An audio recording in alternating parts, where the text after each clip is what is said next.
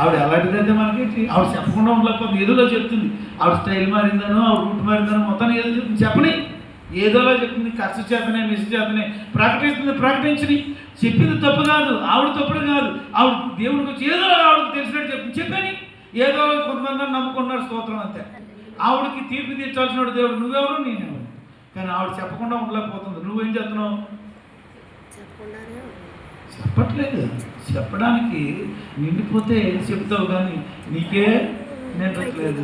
ప్రతి నెల సువార్త ఎందుకన్నా నన్ను ఎవడు నాకు పిచ్చట్టేస్తే నువ్వేం చేస్తారో నాకు మీ అద్దరు అర్థం ఏంటి? ఇంకా చెప్పు చెప్పు చెప్పు చెప్పు. నీకు చెప్పకుండా ఉండలేకపోతున్నాను. డబ్బులు అంటే నీకెందుకు బిడ్డ అంటాడు ఆయన. ఏం చేయను? 10 మంది కాదు, ఒకరైనా సరే ఎల్లమే. ఎందుకు? నిండిపోయింది. కొడతాడు, అక్కడికి వెళ్తే తిడతాడు, ఇటు గొడవ ఆడతా ఆడిని ఏదైనా చేస్తా చేయని. ఏంటి నష్టముడు? యేసు ప్రభు గుండెల నిండా నిండిపోతే నేను ఎలా దాచుకోగలను?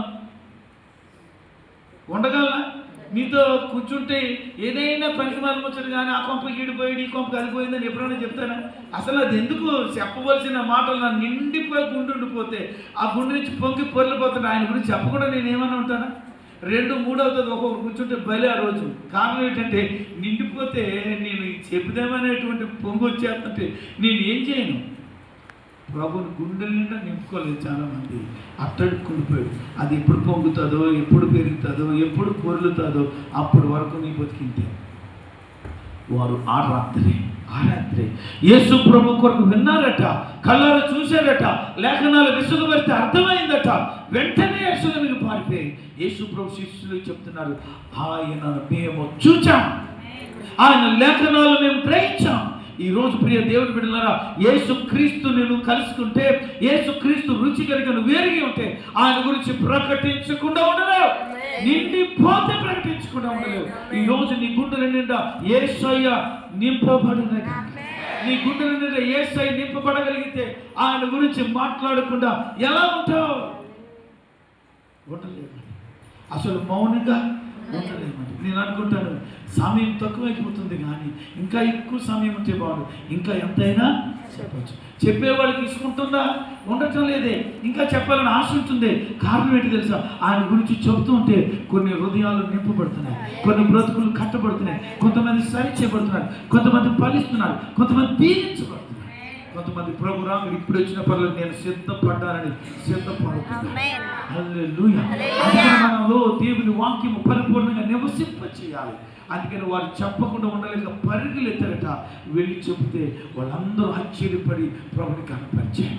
ఈ రోజున ఆయన కలుసుకోవడానికి వచ్చిన నీవు ఆయన పునరుద్ధారుడు తిరిగి లేచాడనే మాట నువ్వు చెప్పాలి. పునరుద్ధారుడు తిరిగి లేచాడని చెప్పాలి. ఆ రోజున సమాధి దగ్గర ఉన్నటువంటి సైనికులట డబ్బులు ఇచ్చి ఆయన గురించి చెప్పొద్దన్నారు. ఆయన గురించి చెప్పొద్దన్నారు. ఏం చెప్పొద్దన్నారు? ఆయన తిరిగి లేచాడని చెప్పొద్దన్నారు. ఆల్రెడీ చెప్పేశారు. ఆల్రెడీ చెప్పేశారు. 10 రోజులు కాకపోతే డబ్బులు ఎక్స్ట్రా పట్టిపోయింది. ప్రధాన యాజకుల దగ్గరికి వెళ్ళి ఏం చెప్పారు? ఒక దూత వచ్చింది, మా కన్నులు ముగిపడ్డాయి, ఆ వెలుగును చూడలేక పడిపోయాను నేను. ఆ దూత వచ్చి రాయని పక్కకి గొలుసులు దిగిపోయి ఆయన మరణించి బయటికి మొట్టమొదటిగా చూసినాడు మరియమ్మ కాదండి. సైనికులు చూశారు. ఆయన ప్రభావం చూసి తట్టుకోలేక పడిపోయారు. పడిపోతే ఉండలేక మొదటి సాక్షులు ఎవరో తెలుసా? మరియమ్మ. మరియమ్మ ఎందుకు అవుతుంది? యేసు ప్రభు సమాధి నుంచి లెగ్గానే కనపడింది మరియమ్మ కాదు. అమాయకులారా, ఎవరో సైనికులు చూసి వాళ్ళు చెప్తున్నారు, ప్రధాన యాజకులు యేసు ప్రభు మరణాన్ని జయించి తిరిగి లేచారు అంటే నోరు మీద బాబు అనవసరంగా పెద్ద అడవుడు అయిపోద్ది, గందరగోళం అయిపోద్ది, పెద్ద మత ప్రసారం అయిపోద్ది. ఆయన ఏదో చేసేసామని మనం సంకలు కొట్టుకుంటే ఆయన గురించి నువ్వు ప్రసారం చేస్తామని చెప్పి వాళ్ళందరికీ ద్రవ్యం ఇచ్చాడు. డబ్బులు ఇచ్చి నోరు మూసుకుంటా అన్నాడు. వాళ్ళు డబ్బులు ఇచ్చి వాళ్ళ నోరు అప్పుడే మూసారు, కానీ తర్వాత వాళ్ళు ఇచ్చిపోతే అవి చెప్పేశారట. ఎందుకంటే ఉండలేకపోయారు వాళ్ళు. మరి నువ్వేం చేస్తున్నావు? డబ్బులు ఇచ్చుకొని కూడా నువ్వు ఓటు వేయట్లేదు అంటున్నాడు ఆయన. డబ్బులు ఇద్దరి దగ్గర తీసేసుకుంటున్నాను. తెలుగుదేశం అంటే ఎప్పుడేమో వైసీపీలో ఇద్దరి దగ్గర తీసేసుకుంటాం. ఇచ్చేస్తే ఇంకొకటి దగ్గర తీసేసుకుంటాం. ఓటు ఎవరికి వెళ్తాం? ఏం తెలియదండి. ఈయన డబ్బులు తీసుకున్నారు. అప్పుడు అక్కడ మౌనంగా ఉండి మిగతా దగ్గరికి చెప్పేశాడు. స్ప్రెడ్ అయిపోయింది. అది స్ప్రెడ్ అయిపోయింది. ఒకవేళ నువ్వు మౌనంగా ఉంటాయేమో దేవుడు అంటున్నాడు, ఈ రాళ్ళు పిల్లలు నోరు మీమంటున్నారండి వాళ్ళు.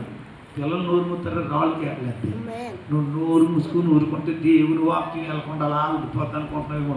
నువ్వు నోరు మూసుకుంటే నీ కర్మ, నీ దరిద్రం. ఆయన గురించి ప్రకటిస్తే నీ నోరు సువాసన కలిగిన నోరుగా, నీ నోరు ఆయన గురించి ప్రకటించే నోరుగా మార్చబడతాడు. ఆయన కొరకు ప్రకటించే కొద్ది నువ్వు ఇంకా బలము, శక్తి, ప్రభావమును పొందుతావు. మీకు ఒక మాట చెప్తాను. మనం ఏదైనా ఒక మాట అనేసాం అనుకోండి, దానికి కట్టబడతాం. నలుగురు చూడండి, ఎంతమంది మీరు ఏదైనా మాట అంటే కట్టుబడతారు చెప్పండి. మనం 100% కట్టుబడతాను, 99% నేను కట్టుబడతానని చేస్తాను. ఒకరు, ఇద్దరు, ముగ్గురు అమాయకులైన నాకులంటే 10-15 మంది ఉన్నారు. మిగతా అందరూ కూడా డోంట్ వరీ, ఏ మాత్రం కూడా మేము ఏం చేయం, కట్టుబడదు. మాట అంటానంతే, మాట అంటే ఉంటే మా పని అవుతుంది. మీరు ఆ బ్యాచ్లో ఉంటే మా బ్యాచ్లో రండి. మాట అంటే ఏం చేయాలా? కట్టుబడి. ఇలాగ అన్నావా చేస్తానన్నావా చేసి, ఇలాగ అన్నావా అది చేయి, ఇలాగ అంటావా అలాగే. అవలేదంటే ఇంకేం చేయలేదు. కానీ నీ వంతు ఏమైనా ప్రయత్నం చేసావా? ఏం ప్రయత్నం చేయలేదు. అన్నాను కానీ అంటే జరగడం కాదు, అన్న దాన్ని నువ్వేమి చేసావు. చేయలేకపోతే నువ్వు వేస్ట్. మాట కట్టుబడాలి. ఇప్పుడు నువ్వు కూడా ఏం చేయాలి? ఎలా కట్టుబడాలి? ఇప్పుడు ఆయన గురించి నిండిపోతే ఏ మాట కట్టుబడాలి? అయ్యో ఆయన పునరుద్ధానుడు ఉన్నాడు, తిరిగి లేచాడు, ఆ మాటకు నేను కట్టుబడ్డాను, ఆయన గురించి నేను ప్రకటించవలసిన బాధ్యత నాకు ఉందని. కట్టుబడలేదు. కట్టుబడితే నువ్వు అనుకుంటా చెప్తావు, నువ్వు అనుకుంటా చేస్తావు. ప్రతి నెలలో ప్రభు బలను తీసుకుంటామే. ప్రభు బలను తీసుకున్నప్పుడు ఏం చేస్తాం? ఆయన మరణమును ప్రచురించుదుము. ప్రభా నీ మరణమును మేము ప్రచురించుదుము, మమ్మల్ని మేము శుద్ధీకరించుకునిచున్నా అని దీర్ఘకాలిక ప్రార్థన చేసేస్తున్నావు. తర్వాత ఏం చేస్తున్నావు? నేను చచ్చిపోతానేమో, కొడుకు నొప్పి వచ్చేస్తాను చచ్చిపోతున్నాను, తల నొప్పి వచ్చేస్తాను చచ్చిపోతాను, కాంట్రీకి వేస్తాను చచ్చిపోతాను. పెద్ద చచ్చిపోవడం. నీ సాగు గురించి ఎవరు చెప్పమంటున్నాడు? అందరికీ. యేసు ప్రభువు వారు అందరి గురించి ప్రాణం పెట్టాడు. ఆయన సాగు గురించి, ఆయన ప్రేమ కలిగిన మరణం గురించి చెప్పమంటున్నాడు. నీ సాగు ఎవరు కాదు, దిక్కు మన సాగు నీ సాగు. స్తోత్రం చెప్పు. రావట్లేదు కొంతమంది ఇంటికి. కారణం ఏంటి? నీ సాగు నీకు బతుకాల్సింది కనుక. ఆయన సమాధి చూడడానికి 1000 మంది వెళ్ళారట. సిరివేస్తే 1000 మంది వెళ్ళారట. ఆయన చనిపోతే తిరిగి లేడానికి 1000 మంది వెళ్ళారట. కాదు, కోట్ల మంది వెళ్ళారట. ఈ రోజు 2000 సంవత్సరాలు పైబడినా ఇదిగో యెరూషలేములో ఆయన సమాధి ఉంది. ఆయన సమాధిని చూడడానికి ఈ రోజు కూడా వెళ్తున్నారు. ఈ రోజుకి వెళ్తారు. ప్రభు సెలవైతే నేను కూడా ఏదో రోజు ఆ ఖాళీ సమాధిని చూసి వచ్చుది. చూడకపోయినా నష్టం లేదు, చచ్చే కన్నేరుగా ప్రభువునే చూచుది. హల్లెలూయా. వాక్యం ఏం చెప్తుందో తెలుసా? మన సమాధి గురించో మన మరణం గురించో కాదు ప్రకటన చేయాల్సింది. యేసు ప్రభు యొక్క మరణం గురించి ప్రకటన చేయాలి. ఎందుకంటే ఆయన మరణం గురించి ప్రకటన చేస్తే వెంటనే ఆయన పునరుద్ధానం గురించి కూడా ప్రకటన చేస్తాం. ఎందుకంటే మరణించిన వాడు కాదు, ఆయన మరణాన్ని చంపి తిరిగి లేచిన వాడు. హల్లెలూయా. ఈరోజు యేసుక్రీస్తు వారు మరణాన్ని జయించి తిరిగి లేచాడు. ఎందుకు లేచాడు తెలుసా? మొదట పునరుద్ధానంగా ఆయన లేపబడ్డాడట. తర్వాత మృతుల పునరుద్ధానంలోంచి నువ్వు నేను లేపబడకూడదు. అందుకనే మనం లేపడానికి ఆడికప్పుడే పవర్ ఎక్కేసింది. హల్లెలూయా. ఆయన మనం లేపడానికి ఏం చేస్తున్నాడో తెలుసా? రాబోతున్నాడు. ఆ రాబోతున్న దేవుడు మనలందరినీ కూడా ఆయన దగ్గరికి తీసుకెళ్ళడానికి అన్నాడు, సిద్ధపడండి. ఏం చేయాలి? సిద్ధపడ్డావా? ఇక్కడ ప్రార్థన రావడానికి ఎంత సిద్ధపడ్డావో నాకు తెలియదు, కానీ ఇక్కడ కొంచెం లేట్ వచ్చినా పర్లేదు. కానీ పరలోకానికి వెళ్ళడానికి మాత్రం సెకండ్ కూడా లేట్ ఉండకూడదు. ఎందుకో తెలుసా? సెకండ్ అంటే తక్కువేమో, రెప్ప పోటన్ అన్నాడు. జస్ట్ ఇలా రెప్పేసి పైకి తిరిగితే ఎంతసేపు పడుతుంది? అంత రెప్పపాటున వస్తారు. ఒకవేళ ప్రభు రాకుడు ఇప్పుడు ఇలా జరిగితే ఎంతమంది వెళ్ళిపోతారో నాకు తెలుసు. అలా సిద్ధమన్నాడు. నా ఆత్మలో నేను సిద్ధమన్నాడు. ఆయన మరణించాడు, పునరుద్ధానుడిగా తిరిగి లేచాడు. దీని అంతటికంటే గొప్ప వార్త ఏంటి తెలుసా? ఆ పునరుద్ధానుడి ఆయన దేవుడే రాబోతున్నాడు. నిన్ను నన్ను తీసుకెళ్ళాడు. ఆయన మనల్ని తీసుకెళ్ళానుకట మేడ వాహనుడే రాబోతున్నాడు. ఆయన వచ్చే టైంకి ప్రభా నేను ప్రార్థన అయిపోతే టిఫిన్ తినడానికి రెడీగా ఉన్నారు. ప్రార్థన అవుతే పారిపోవడానికి రెడీగా ఉన్నారు. కొంతమంది పనికి పోవడానికి రెడీగా ఉన్నారు. కొంతమంది పని చేయడానికి మీటింగ్స్ కోసం రెడీగా ఉన్నారు. కానీ ఇదంతా రెడీ కాదు. ఒకవేళ కనుక ప్రభు వచ్చేస్తే నువ్వు ఒకవేళ సెట్టింగ్ చేస్తున్నప్పుడే పరలోకం పోవాలా. ఒకవేళ ఎల్లింగ్ చేస్తున్నప్పుడు ఏం చేయాలా? ఒకవేళ నువ్వేదైనా పని మీద పోయినా ప్రభుతో కలిసి ఉంటే ఆ టైంలో నువ్వు పరలోకానికి పోవడానికి సిద్ధపడిన వ్యక్తిగా బైబిల్ చెప్తుంది. ఇద్దరు తిరగలి విశ్వస్తుండగా ఒకరు అంటే తిరగలేదు కదా గారంటే తిరగలేదు, మిర్చి వచ్చిందిగా, గ్రైండర్ వచ్చిందిగా, ఆ తిరుగుడానికి ఒకలేమో నానబెడుతున్నారు, ఒకలేమో తెస్తున్నారు. ఇప్పటికీ ఉంది అది తిరగలేదు. అప్పుడేమో కరెంటు లేదు, ఇప్పుడు కరెంటు సేమ్ తిరగలేదు. ఇద్దరు పొలంలో పని చేస్తున్నారు లేదా? పని చేసేవాడు రైతు, పని చేయించుకునేవాడు. ఇప్పుడు ఏమవుతుంది? వాళ్ళిద్దరూ ఉన్నారు పొలంలో, ఒకడు ఎంత పడుతున్నాడు, ఒకడు ఎవడో పడుతున్నాడు. బైబిల్ చెప్తున్న సత్యమే. పని చేస్తుంటే ఒకళ్ళు ఎంత పడతారట, ఒకళ్ళు విడబడతారు. ఒకళ్ళిద్దరు కూడా నమ్మి ఆయన రాకుండా కూడా సిద్ధపడిన వాళ్ళు ఇద్దరు కూడా. నాకు పెద్ద డౌట్ వచ్చింది రోజు, ఒకవేళ ఎప్పుడైనా నేను కారు నడుపుతున్నప్పుడు మాత్రం ప్రభు అక్కడ వస్తే ఏమైపోతారా అని. ఒకవేళ ఎంటైర్ ఫ్యామిలీ మేమందరం ప్రభులో ఉన్నాం కనుక అందరం వెళ్ళిపోతాం, కారు ఏమైపోతుందో నాకు తెలియదు. అప్పుడే మాకు కూడా ఎవరో రండి, ఎందుకు ఉండిపోయే వాళ్ళు ఎవరైనా కారు ఎట్టిపోవచ్చు. స్తోత్రం, హల్లెలూయా. ఒకవేళ దేవుడు విమానం కనుక ఇచ్చి విమానం నడపాల్సిన పని మనకి ఎందుకంటే పైలట్ నెట్టుకుంటాం. ఒకవేళ విమానంలో కనుక మనం ఉండుంటే విమానం మనదే, విమానం నుంచి మనం వెళ్ళిపోతే పైలట్ ఇంటి పట్టిపోతాడు. ఎందుకు? ఇక మనం లేదు కదా. ఏమన్నా అర్థం అవుతుందా? పొరపాటుని ఎవరికైనా అద్దిచ్చారు ఇంకా వీళ్ళు జాగ్రత్తగా ఉండండి. మీరు ఎత్తబడిపోతా, ఇల్లు ఆస్వాదనం అయిపోద్ది. పోతే పోనీయండి, వస్త్రాలు పనులు మాడికేలతో ఉండగా మట్టి, ఇనుము, రాయితో, రేకులతో కట్టబడిన ఇల్లులు మనకెందుకు? ఆయన పునరుద్ధానము ఎందుకు అంటే మనలను పునరుద్ధానపు శక్తితో నింపడానికి. యేసుక్రీస్తు వారు మరణాన్ని జయించి ఎందుకు తిరిగి లేచారు? మరొకసారి చెప్తున్నాను, మనం కూడా మరణాన్ని జయించి తిరిగి లేస్తాం. మరణాన్ని జయించి తిరిగి లేవడం అని అంటే మట్టిలో పాతి పెట్టబడిన ఈ దేహం మహిమ దేహంగా మరలా అంటే మనం చచ్చేమా లేదా? చచ్చిపోలేదు. మన శరీరం మట్టిలో భద్రపరచబడి ఉంది. భద్రపరచబడింది ఏం చేద్దంటే పరదేశంలో ఉన్న మన ఆత్మ మరలా ఆ రోజు ఎలాగైతే ఉన్నాం అదే స్టేజ్ నుంచి వస్తాం. మరలా యవ్వన బలాన్ని సంతరించుకుని నూతన బలంతో మహిమ దేహంగా ఆయన రాజ్యపు వారసులుగా మనం మార్చబడిపోతాం. ఆయన నిత్యత్వంలోకి వెళ్ళాలి, ఆయనతో పాటు ఎత్తబడతాం. అందుకని ఆయన వాక్యం ఏం చెప్తుందంటే ఆయన మరణాన్ని జయించి తిరిగి లేచింది ఏంటంటే మీరు కూడా మరణాన్ని జయించి తిరిగి లేచినారు. బెంగెట్టుకోకండి. జయించలేని వాటన్నిటినీ కూడా ఆయన జయించేశాడు. ఒకటే జయించలేకపోయాడు మానవుడు, మరణం. అది ఆయన జయించాడు. ఒక అతను ఉన్నాడు, ఉండేవాడు. అతని పేరు మైకేల్ జాక్సన్. నిలుకలు తిరిగి డ్యాన్స్లు వేసి పాటలు పాడతాడు. ఒక్కొక్క పాట కట్ట 5 కోట్లు, ఒక్క పాటకి 5 నిమిషాలు 10 నిమిషాల పాటకి 5 కోట్లు పాడుతూ వస్తుంది. ఇంకా ఎక్కువ తీసుకునేవాడు. అలాంటి వాడు అనుకున్నాడు 150 సంవత్సరాలు బతకాలని. సొంత ఆక్సిజన్లో పడుకునేవాడట. అతని కొరకు ఏ రోజు శ్వాసలో డిస్టర్బెన్స్ ఉండకూడదని ఆక్సిజన్ సిలిండర్లో పడుకోడు.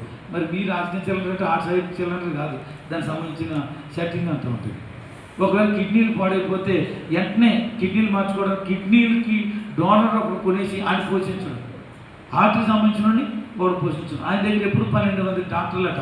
ఇలాగ అంతా సెట్ చేసుకున్నాడు. చాలా సర్జరీలు చేసుకున్నాడు. రూపం మార్చుకుని నల్లోడు తెల్లోడు అయిపోయాడు. తల పిచ్చిపించుకుండేది చాలా చక్కగా చేసుకున్నాడు. అలాగే సర్జరీలు ఎన్ని చేసుకున్నాడు. 150 సంవత్సరాలు బతకాలని ఆలోచన చేశాడు. అన్ని రకాల డోనర్స్ని సంపాదించుకున్నాడు. 49వ సంవత్సరంలో చచ్చిపోయాడు. 150 కాదు కదా, కనీసం 50 అయినా.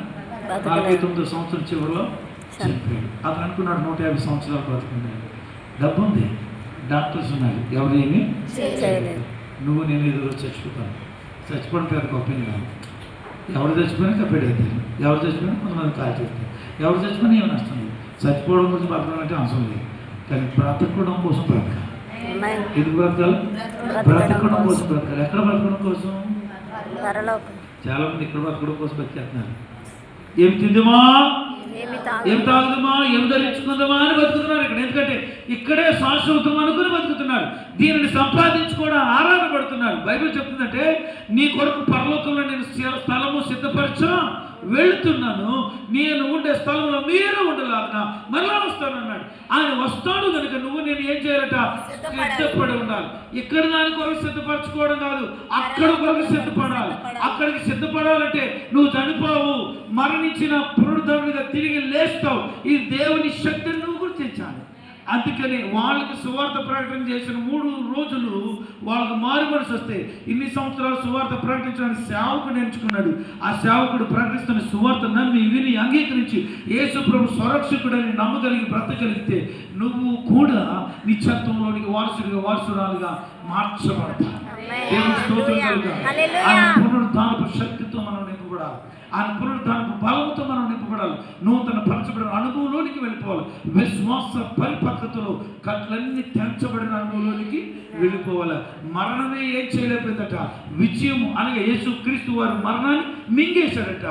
దాన్ని జయించేస్తే నువ్వు జయించలేము అని అనుకునే వాటిని నా ప్రభు పునరుద్ధాన శక్తితో ఈరోజు జయించినట్లుగా నీకు అధికారం ఇవ్వబోతున్నాడు. ఆయన అధికారం ఇవ్వబోతున్నాడు. ఆయన అధికారం ఇవ్వబోతున్నాడు. నేను జయవీరుడిగా వీరుడిగా ఆయన నిన్ను కూర్చోబెట్టబోతున్నాడు. ఆయన ఉన్నతంగా నిన్ను నిలబెట్టబోతున్నాడు. అయితే నువ్వు చేయాల్సిన పని ఒకటే, ఆయన శక్తిని ఆయన బలమును పొందుకోవటానికి ఇష్టపడాలి. ఆ పునరుద్ధాన శక్తి అట రాయిను గొలుసులను కూడా బంధించలేదట. మరణం కూడా అది పునరుద్ధాన శక్తి. ఆ పునరుద్ధాన శక్తిని ప్రభు అందరికి నిశ్చయముగా దయచేయకుండా అందరూ లేచి నిలబడండి. ఈరోజు ఆ పునరుద్ధాన శక్తితో